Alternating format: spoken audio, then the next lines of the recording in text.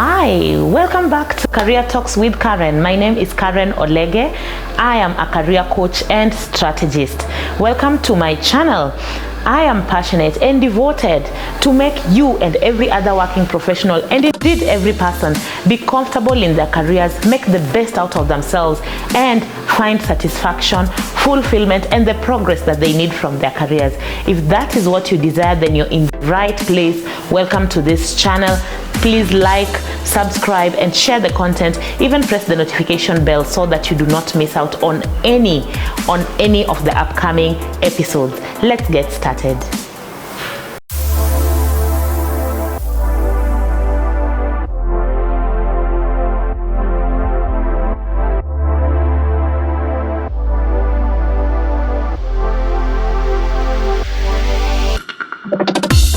This is Career Talks with Karen.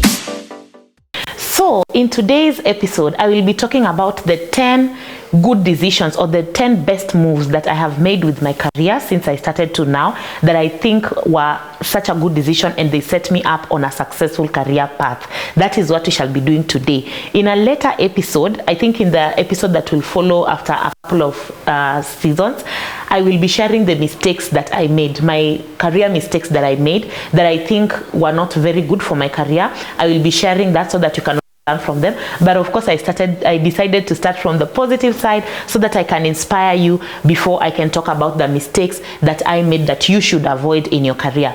Also, I would like to engage you in my future episodes. So I would like to bring a recruiter or rather a number of recruiters who can answer your recruitment questions. So I would like to ask you to engage me on my socials, in my Instagram, TikTok, and Facebook handles. They will be indicated down below.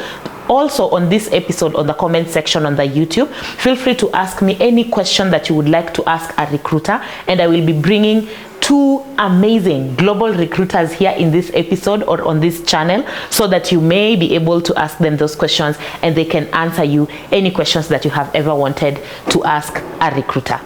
Is that okay? So I'm looking forward to your questions even as I do this episode. So let's get into it. What are the 10 things that I feel I did well, or some of the decisions that I feel I made about my career that really set me up on a successful career? Number one is allowing my career to morph. So I allowed my career to morph. And what do I mean by that? I did not get hung on or stuck on any particular niche or industry or job. I just allowed my career to keep on changing and keep on changing as it did. So let me give you a little background onto this. I did my undergraduate in BCom. I did BCom and I did a specialization called management science. I don't know if some of you know what that is, but that is really just about decision making, and it's the management aspect of businesses. So that is what I did for my undergrad. But when I got my first job was in project management. So I enjoyed project management. It had a bit to do with the degree that I did, so it was not a very strange place. But I left project management and went into management consulting, but not so much, the strategy and the operations of businesses. I went into people and change consulting, which is HR consulting. I had not done HR, and I had just done my experience about 2 years in project management, and that is what I was well versed with. But I was able to allow myself to move into HR consultancy. After doing HR consultancy for a couple of years, I then moved to another organization where I moved there as a learning and development manager. So as a learning and development manager, your work is actually to take care of the capacity building needs of the staff. So I allowed myself to move now from HR into learning and development and capacity building for my staff, which I did in two organizations. I was doing that, only expanding in scope. And then I moved from that into now being a career coach and strategist. So I have been able to experience different yet similar things in that I moved from project management into HR and then into career coaching and being a career strategist. So what am I saying? I did not allow myself to just get stuck and say, because I have started my career in project management, I'm gonna get stuck in project management. No, I allowed my career to actually change as I was also growing. One mistake that we sometimes do is we get so hung on to titles. Perhaps you are a project officer or a project manager, or you are in finance and you just want to remain in finance, you just want to wear that hat. You don't want to experience anything that is maybe different but could borrow some skill sets from what you're doing. Allowing your career to morph helps you to grow your knowledge. It helps you to know a couple of things more than just what you already know in your job. So I would encourage you to also allow yourself to change as your career is changing. Present yourself with new challenges, present yourself with new opportunities, and don't be afraid to say yes to that opportunity that looks slightly different to the exact thing that you're doing right now. You're not caged to that job and you're not caged to that title. You can always move from one thing into the other. And I think at some point in this channel, if you keep it locked, I will be bringing some of those people who their careers have also morphed. They have changed. They started in strategy. They moved even to, I have seen some who moved from engineering into HR and then into strategy. I want to hope that that friend of mine who has had such a shape of a career will accept to come to this channel and just tell you about his career journey, so that you can see none of us is boxed into one place. You can actually experience different things and allow your career to change. And I also don't know where my career is going. I may find myself in customer experience. I may find myself in business development. I may find myself in strategy and operations matters, but I will allow myself to change even as my career grows. The second good thing that I think I did, and this one could be quite controversial, but the second good career move that I made or decision is job hopping. Guys, I don't know, but I don't think it is good to stay stuck, especially in a similar job for so many years. For example, for 10 years plus, and especially when you're starting out. When you're younger in your career, for example, now you're starting out within 0 to 10 years of experience, I feel that it is a good idea to expose yourself to different organizations, expose yourself to different work cultures, expose yourself to different management styles.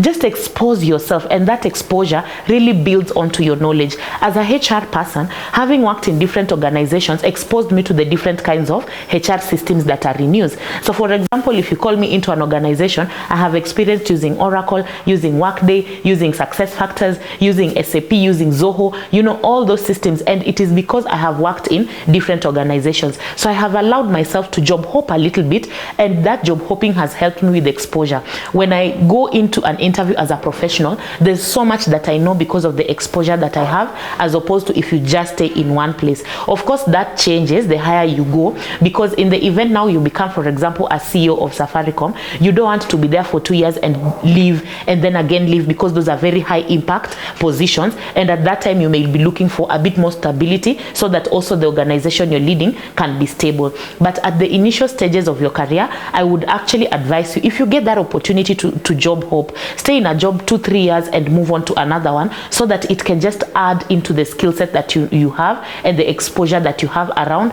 your practice area.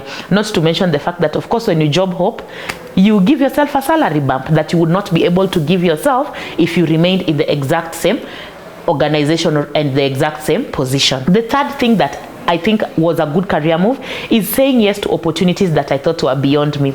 So there are some opportunities that I have met along my way, or they have come along my way, and those opportunities have felt bigger than I am.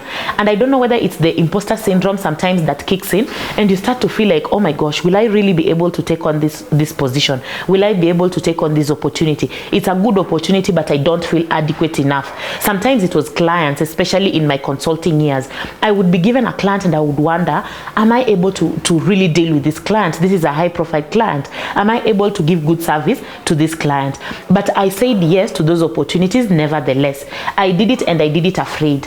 And doing it afraid really helped me to build my confidence, even onto taking on opportunities that were big. So don't be afraid of opportunities that seem bigger.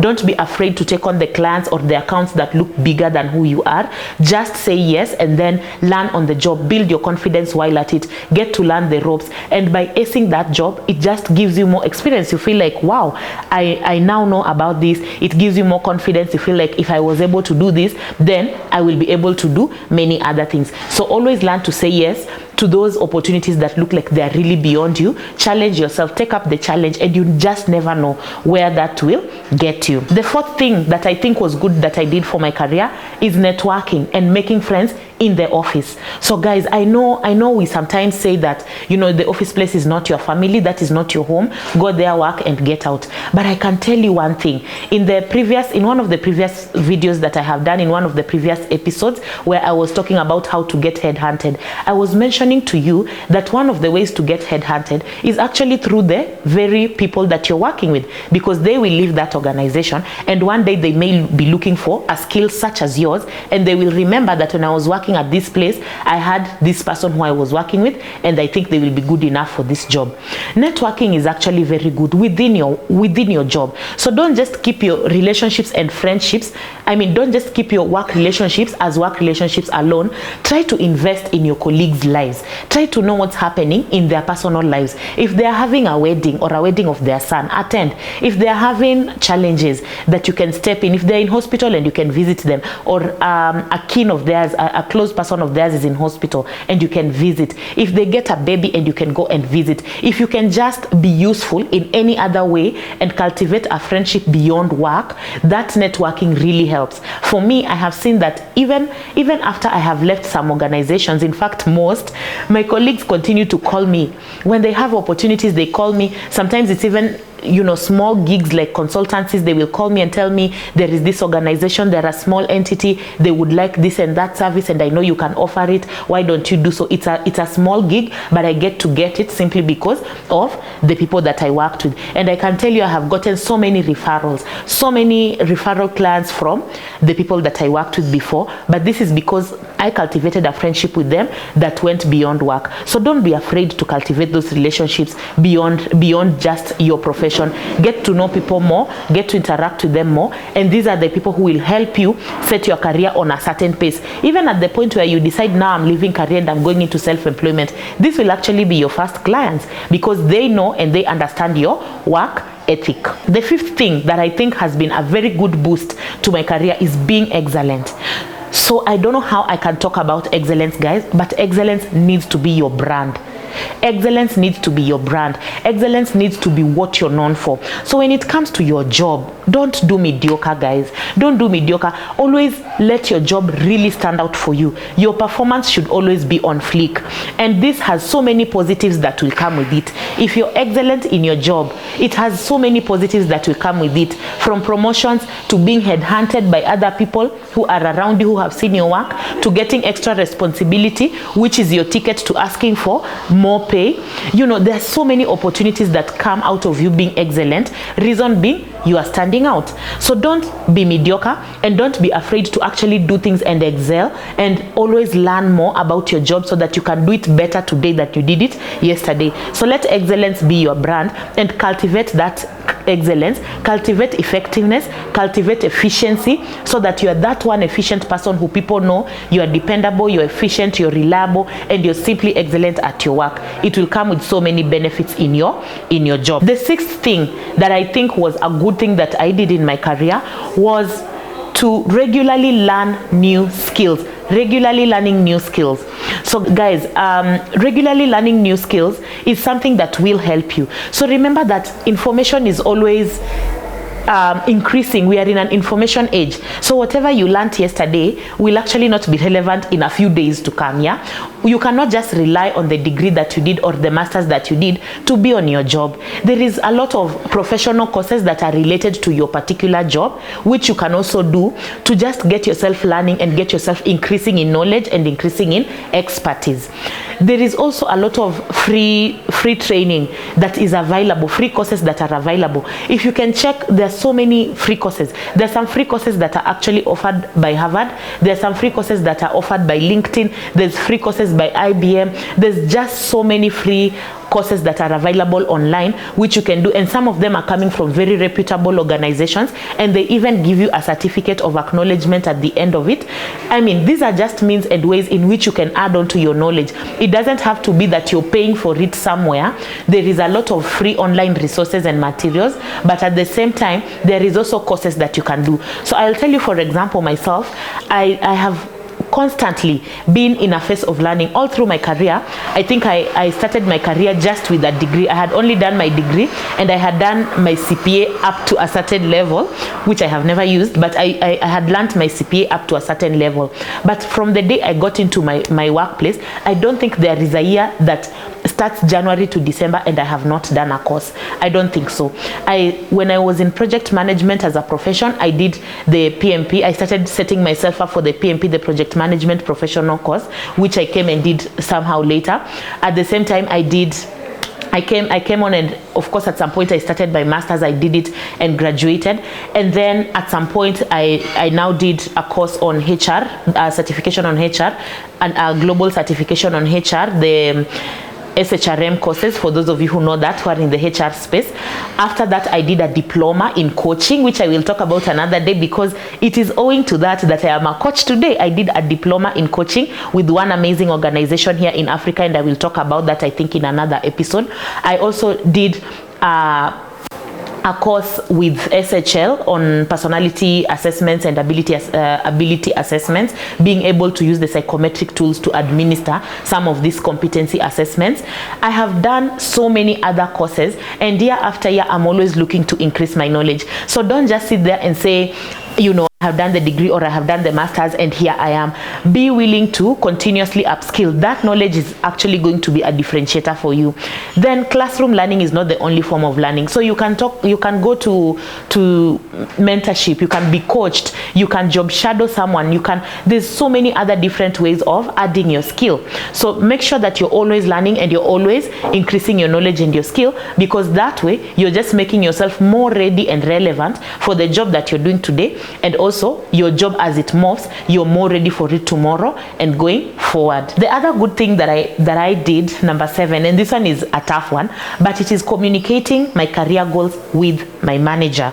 At every given point, I have always communicated what my career goals are with my manager. So you do have first of all, you need to have your personal career goals, and you'll be seeing this in the other episode. In the next episodes, I'll be talking about the mistakes, and just to give you a sneak peek, one of the mistakes you can do in your career is to fail to have a career plan, or to fail to have a professional development plan for yourself. And this is not supposed to be done for you by your organization or your manager. This is your personal career plan. The same way you set plans for your finances, plans for your family, you should also have your own career or professional development plan.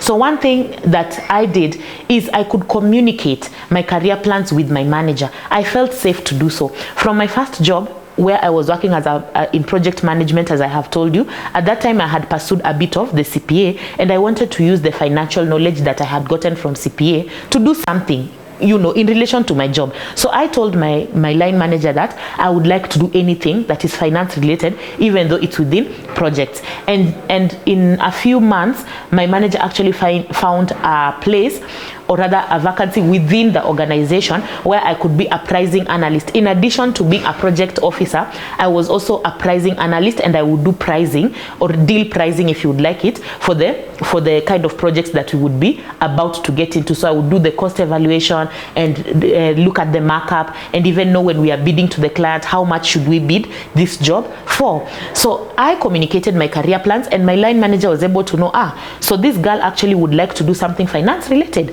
And that is how I got the pricing analyst opportunity.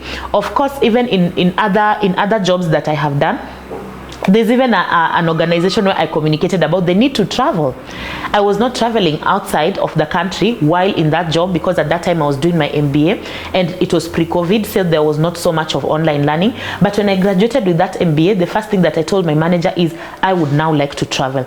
I have completed my MBA, which is the only thing that was really making me want to remain within Nairobi. But now that I have completed it, please mark me on projects that include traveling, because I also want that exposure. And just like that, I started to travel within some of the countries close by within East Africa, just to also do my consultancy services there. And that is a good opportunity. So talk about your career plan, talk about your career prospects with your line manager. Let them know what you want to be tomorrow. Let them know what you want even now. Let them know if there is any course that you would like to do, there is any form of upskilling that you would like to engage in. And by just mentioning it to them, the opportunity may not be there exactly at that time, but when that opportunity pops up, your manager will remember that this is actually the kind of thing that this person was looking for for, and they will be able to bring that to you. The other thing, number 8, a good move that I made in my career is maintaining good relationships during job transitions. So I have already talked about job hopping, which I did quite a lot in the first 10 years of my working. So even while I job hopped, I managed my transitions well. When you're leaving an organization, guys, you cannot be burning bridges. You don't even know when you're going to come back. And especially when you're young in your career, you still have so many years ahead of you, so many years to work, and the industry is so small. So sometimes when you mess up a job transition somewhere, you inconvenience people, somehow it just catches up with you, because those are the same people you'll be meeting 5 years to come. You'll be looking for another opportunity, and the people seated on the table interviewing you will be the same people you burnt bridges with. So I would encourage you, I've heard stories of people who just they just bring their laptop to work and they say they are done, they are gone. Or you give a very unrealistically very short notice period. For example, your notice period is supposed to be a month, but you have a month worth of leave, and you come and say, I have gotten this opportunity, I am leaving today so that my leave days can serve in lieu of my notice. While that is acceptable because the leave days are yours and you can actually use them in lieu of notice, what does that do to the business continuity of that organization? It is actually not proper. It's going to leave your department in shambles, scattering everywhere. There is nobody for you to hand over to and all of that, and it just leaves a bad taste even in the mouths of those people that you're working with. So manage your transitions well, give ample notice, don't be in a rush to go somewhere else, except where your mental health is concerned or other things that can cause your transition to need to be urgent. In a normal scenario, make your transitions as smooth as possible, give yourself ample time to hand over the things that you need to hand over. Also, even support your organization, handhold them in getting the next person, getting your successor. I know that in an organization I have worked in before, I actually handheld them and supported them through getting a successor. I was even sending them CVs and telling them, look at this CV, maybe interview this person, they could be good for that job. So manage your transitions well, so that even after you are gone to the other side, should you find the grass was actually not greener, the pastures were not greener on the other side, you can look back and you can come back and tell them, no, I would like to come back. Or should a bigger opportunity ever open in that organization, you can come back and re-interview. But if you did not manage your transition well, then it will be very difficult for you to come back and do anything else in that organization. So just be careful whenever you get a new job, make sure that you're managing that transition well. The ninth decision that I think was actually very good for my career is choosing to follow my passion. That I cannot even say in a more enthusiastic way. Choosing to follow my passion. So what are your passions? And sometimes you don't know your passion early enough in your life. Maybe you don't know your passion by the time you're starting out your work. But as you go along, you start to understand your passion. You start to understand what you're good at. For me, I think as I went along and I got into HR consulting, I realized that I was really enjoying the training component of it. I was enjoying training, whether it means I'm training my fellow team members on something, whether it means that I'm training the client on a framework that I have developed for them. I just realized that this engagement and passing of knowledge and capacity building is something that really enthused me, and I was like, wow, this is something that I would love to continue to do.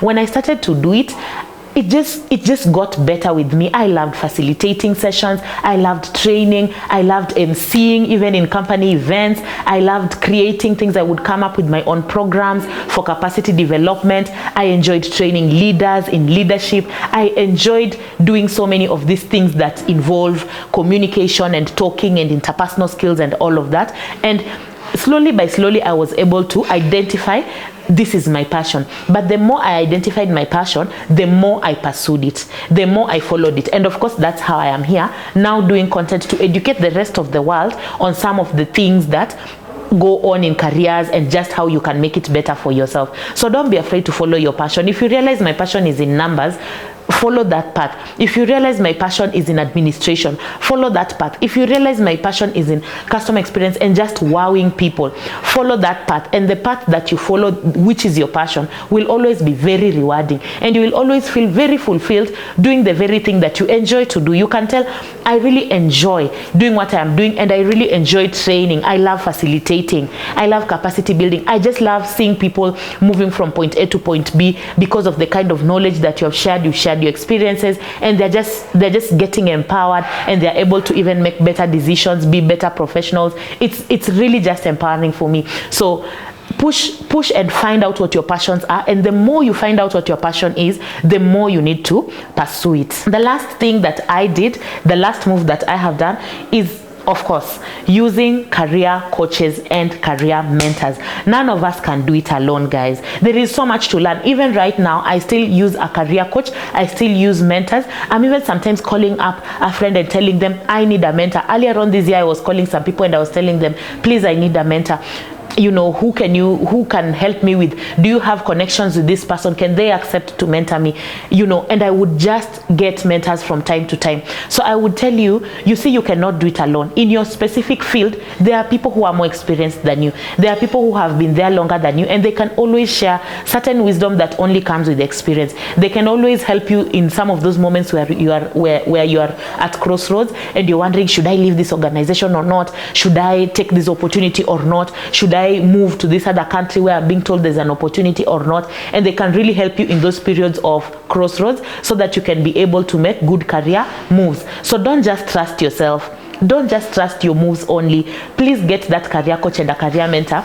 And these people, you don't have to pay them. Of course, coaching is an expensive service, and getting a career coach, you will have to pay for it. But sometimes I ask, why not? If this is a service that is going to change your life, if this is something that is going to change the way you work, the way you achieve your outcomes, the way you achieve your results, why wouldn't you do it? I would pay, even if it means just having one session per month with this career coach. If it's going to make a difference in my life, I would pay for that. But also, before you pay, also look within your networks. There may be people who can do that for you for free, but that will mean that you need to have good relationships with them. You need to have made your networks very well so that they can accept to do this for free. So where you can access such services for free, please go for it. Where you can't access it for free, I can tell you for sure, pay. Have that career mentor who is guiding you, or that career coach who is guiding you to make the best decisions from your life. So those are the 10 things that I have shared that I think were very good career moves that actually set me on a good career journey up to where I am. Now, it's not all rosy, as I have mentioned. In one of the next episodes in a few days, I will be sharing about the career mistakes that I made, because there are also things that I did that I think this one I shouldn't have done, because somehow it set me aback more than it pushed me forward. And we will also be learning from those so that you avoid making those mistakes that I made. They say experience is the best teacher, but I have gone through the experience and I can share the experience so that you can also learn from it. As I mentioned earlier, we will be sampling your questions. Ask a recruiter. We will be sampling questions, your questions that you are asking recruiters. So please ask recruiters here in the comment section. Ask them anything about CVs, ask them anything about interviews, about salaries. What should you be doing? How should you be quoting your expected salaries in those interviews or in those applications that you're making, and any other job related questions. I will be bringing two amazing, and I promise they're so amazing, very amazing guests, recruiters, who will be answering your questions in the future episodes. So please ask the questions and then we shall be looking at them later. Also, let me know who you would love to see on this channel, what kind of topics you would like for us to discuss, what kind of career challenges and issues you're going through that you would like for us to discuss in this channel. If possible, we can bring in an expert for that relevant field. If not, then I will just do it the usual way that I do it, but for sure, we will always learn from each other. That was my content for today, ladies and gentlemen. I really value the fact that you are subscribing, you're watching, you're staying to the end, and I hope that this content is valuable to you. If it is, please like, please share, please subscribe on the channel.